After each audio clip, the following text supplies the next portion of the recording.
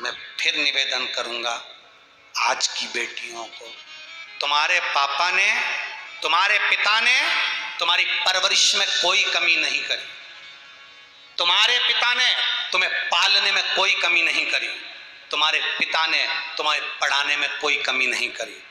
दुनिया के लोगों ने कहा बेटी को अच्छे कपड़े पहनाओ, पर पिता बेटी को बेटे जैसा रख रहा था तो जीन्स पहनने की भी मना नहीं करी, सूट पहनने की मना नहीं करी। तुम्हारे पिता ने बाहर भेजकर पढ़ाने की मना नहीं करी। सारे परिवार के लोग विरोध में खड़े हो गए कि इसको बाहर मत भेजो, फिर भी तुम्हारे पिता ने तुम्हें बाहर भेजकर पढ़ाया। तुम्हारे पिता ने तुम्हें पालने में, पोसने में कोई कमी ना करी। उस पिता को बैकुंठ भेजने के लिए बेटी से निवेदन है, तुम भी कमी मत छोड़ना। पिता को अगर बेटी का कन्यादान बाप नहीं करता है तो उस बाप को नरक भोगना पड़ता है। इसलिए बेटियों से निवेदन है, पिता को कन्यादान का मौका जरूर देना। ऐसा मत करना कि किसी के साथ चले जाओ, ऐसा मत करना कि कहीं चले जाओ गलत लोगों के साथ पढ़कर, जरा सी आसक्ति, जरा सा मोह, जरा सा प्रेम दिखाकर, जरा सा स्नेह दिखाकर किसी लड़के के साथ, किसी छोरे के साथ, किसी अन्य के साथ चले जाओ। अपने पिता को कन्यादान का मौका देना एक बार, तो जिससे वो नरक ना पड़े तुम्हारा पिता। उसको ऊपर जाकर भी मुंह दिखाना पड़ेगा कि बेटी को जन्म दिया था, ऊपर जाकर उसको रोना ना पड़े। तुम्हारी किसी से भी आ सकती है, तुम पढ़ाई कर रहे हो, कई दोस्त मिलेंगे, कई फ्रेंड मिलेंगे, कई सखा मिलेंगे, करो स्नेह की बात, पर विवाह मेरा पिता अगर करेगा तो करूंगी, मेरा पिता कहेगा तो मैं करूंगी, तो नहीं कर सकती, क्योंकि मेरे पिता को बैकुंठ जाना है, परिवार मिलेगा, मुंह क्या दिखाएगा भूमि पर, ऊपर क्या दिखाएगा। पिता को कन्यादान का मौका तो दूंगी, मैं भी उसकी बेटी हूं, उसकी पुत्री हूं, गलत संगत में नहीं जाऊंगी।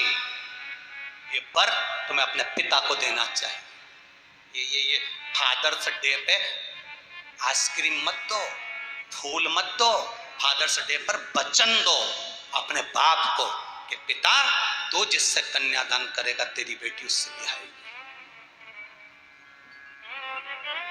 भाग्य में सुख लिखा होगा तो सुख मिलेगा, दुख लिखा होगा तो दुख मिलेगा, पर तेरे से विपरीत नहीं जाऊंगी बाबू।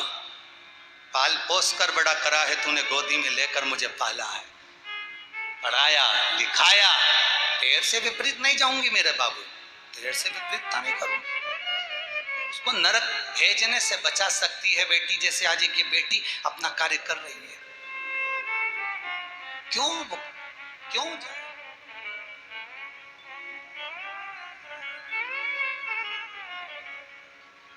पर जरा सा प्रेम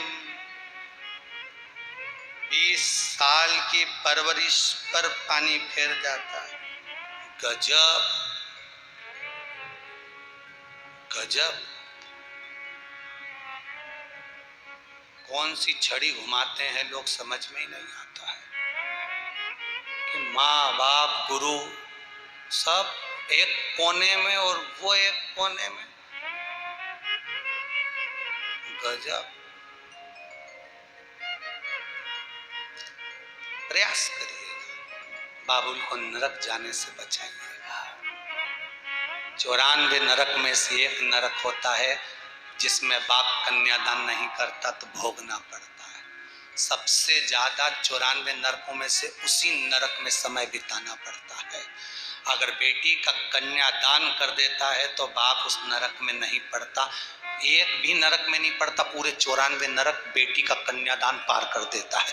94 की 94 नरक, ना कुंभी पाट नरक, ना कोई बेतरनी, सीधे कन्यादान करा तो कन्यादान का जो पिंडा हाथ में लिया, कन्यादान का जो संकल्प हाथ में लिया, वो संकल्प उस पिता के साथ चलता है और 94 नरकों से पार उतार देता है। एक भी नरक नहीं पड़ता, वो 94 पार।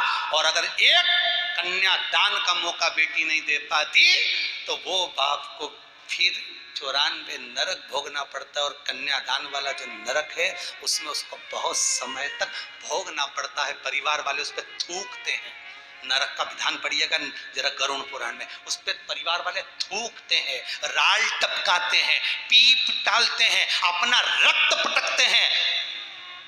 शरीर का सबसे गंदा पदार्थ उस पर फेंका जाता है और वो चिल्लाता है, बेटी तूने गलत काम कर दिया, अपने पिता से कन्यादान नहीं करवाया, बेटी तूने गलत काम कर दिया, इस लड़के के चक्कर में पड़ गई और तूने मेरी जिंदगी बर्बाद कर दी। मैंने तुझे पढ़ाया बेटी, मैंने तेरी सर्विस लगवाई, मैंने नौकरी लगवाई, मैंने तुझे आगे बढ़ाया और तूने मेरे जीवन को नरक कर दिया, बेटी धिक्कार है। और वो उस नरक में पड़कर चिल्लाकर कहता है, अगला जन्म देना पर बेटी मत देना। वो कहता है जो बेटी अपने माँ बाप को मौका ना दे कन्यादान का, वो बेटी बेटी नहीं, वो बेटी बेटी नहीं। वो चीखता है, परिवार वाले उस पे अन्य पदार्थ पटक